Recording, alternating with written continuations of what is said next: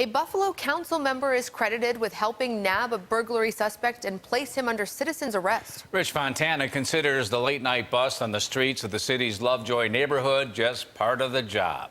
Here's News 4's Luke Moretti. Hey, Marcia. You could say this is a place where everyone knows his name. How you been? Good to see you. Yeah, Jim. How you doing? How you been? Welcome to Buffalo's Lovejoy neighborhood, where you're likely to see Rich Fontana checking on things. What's up, guys? Hey, how you been? Nice to see you. How you doing? Whether he's fighting to close down a controversial corner deli, I'm not going to put up with a store owner running roughshod over the neighbors. or expressing concern about ambulance response times in the city, There's things that need to be done to get those response times down. Fontana serves his constituents as a politician and at times a bit of a social mechanic. Still alive, breathing, and I don't know if it's a feral cat. It's under the bridge. Or in this case, an animal welfare advocate. A cat in distress. Like, yeah, it's like half dead, but maybe they could help it out.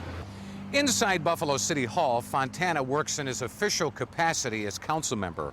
But when he gets outside the building and comes into his district, like here in Lovejoy, some people call him the mayor of Lovejoy.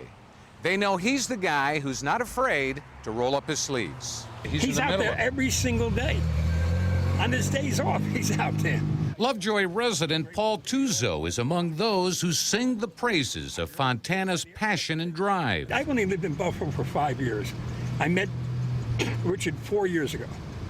And I have a great deal of respect for him. So does everybody in the neighborhood. Speaking of the neighborhood, Fontana just recently caught a suspect wanted by the police for a daytime burglary. Tell me what you did. So I went like this, and then I ended up just doing this and then carrying him around like this. Just like that? Yeah. Did you put the arm around his back and all that? Oh, yeah. He tracked down the suspected burglar, a teenager, Fontana says, with the help of police, his knowledge of the neighborhood, and the lure of $50. Once he put his hand out, I pretty much told him he was under citizen's arrest, read him his rights, and turned him against the wall and brought him to the front of the house. A lot of people wouldn't do what you did.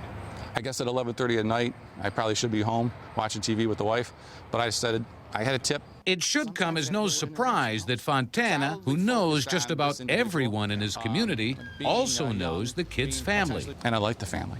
I ended up knowing the dad, and we're actually pretty good friends. He comes to all my events that we have in the neighborhood here.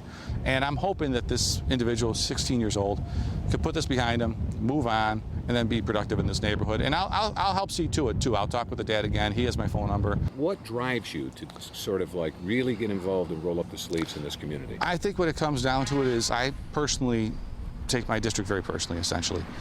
It's a reflection of me.